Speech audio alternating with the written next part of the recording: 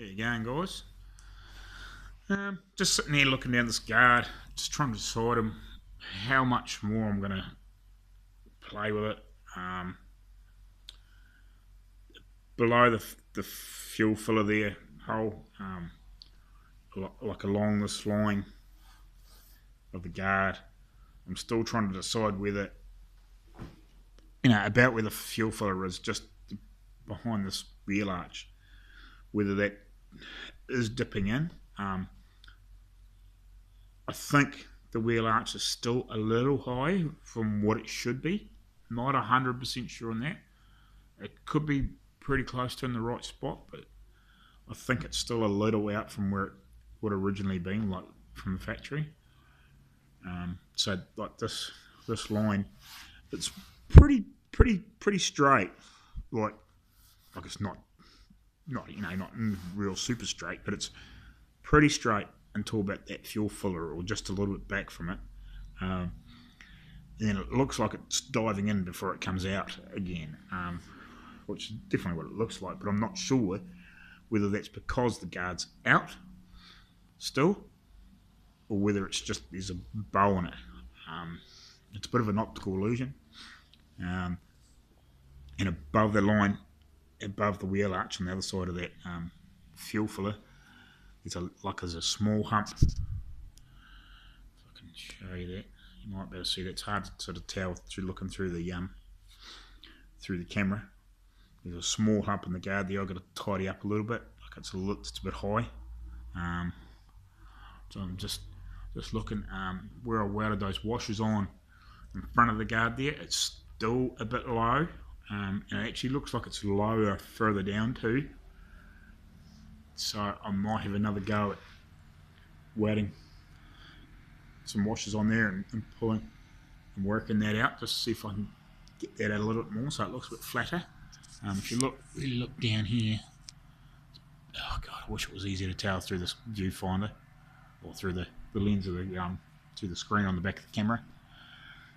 It's sort of hard to tell now because the light's getting poor. But like you can sort of see it goes along and it dips back in before it comes up to that door.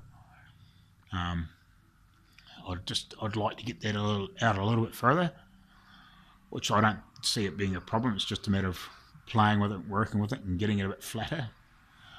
Just because generally, like looking down the car, like it's a bit wavy and ripply, but hey, like it's 50 years old and it hasn't had much body work done to it. So it's just general knocks and bangs and just general abuse over the years. Because this is basically the original colour. It's probably been touched up at some stage, or but it's generally it's all steel. Apart from where it's probably been repaired a few times, but like I think the better work, like it's going to come up pretty good. Like by the time I think what I'm going to do when it comes actually the final body work is I'll start with I'll clean all the paint back, scuff it all real hard back where it needs to be, and where it's bare metal. Like I don't know if I'm going to take it right back to bare metal. I don't think there's much point except for where I've repaired. But I'll scuff it back with probably 30 or 40 grit, so it's got a real good key on it. Then I'll put edge primer where it needs it, or an epoxy primer or something like that, and then I'll put filler on the car. Whether I skim coat the whole panel as I do each panel, and then sand it flat, and I'll probably start with like an 80, and scuff it back pretty hard again till I touch steel. Till I got a fit without going stupid, but as the steel's coming up, and just blocking back, or whether I'm end up using a machine or blocking it by hand.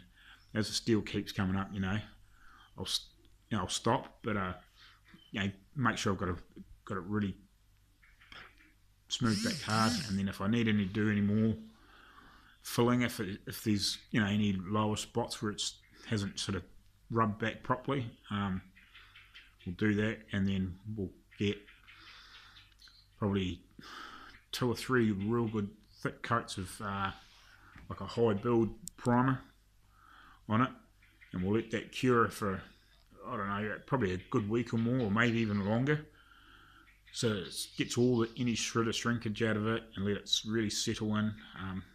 It's probably one of the biggest killers with paint jobs. Like, I'm not going to do it now while it's so cold, but when I get closer, like you see a lot of these guys, and they finish their paint jobs and they look really good, but they get 6 months or 12 months down the track, and all of a sudden there's like all these imperfections coming out, and it's because the paint hasn't been left long enough. Like especially on the prep side, like it hasn't been left long enough for the shrinkage and everything to get out of it. Like especially if you're not doing it in an oven. Like, it's probably not quite so bad if it's done in an oven, but you still get shrinkage even after an oven too. Like, because it hasn't had enough time to go off and settle and everything, and then block it back. So you get rid of all those real bad imperfections that hide, that's hidden, and then all of a sudden it shrinks. That does its final sort of shrinkage as it, or it's finally cured. Because it can look real good for 2 or 3 months, and then all of a sudden you start spotting imperfections, and it's like, oh, where'd that come from? And it's just mainly because the paint, like the preparation stages, like all the fillers, like the primers and the fillers and everything, just haven't had long enough to go off. I've done it myself, like years and years ago. Like I've painted, panel beaded and primed and painted a car, with a week or a couple of weeks, and it looks pretty good. Like, it probably hasn't been perfect, but then all of a sudden you start noticing all these funny imperfections come up, or you might have a funny ring in a paint where you've repaired something and it's looked good, but like after about a couple of months it's shrunken into it, and all of a sudden you've got this funny little faint ring in your paint, and just silly things like that where you've repaired.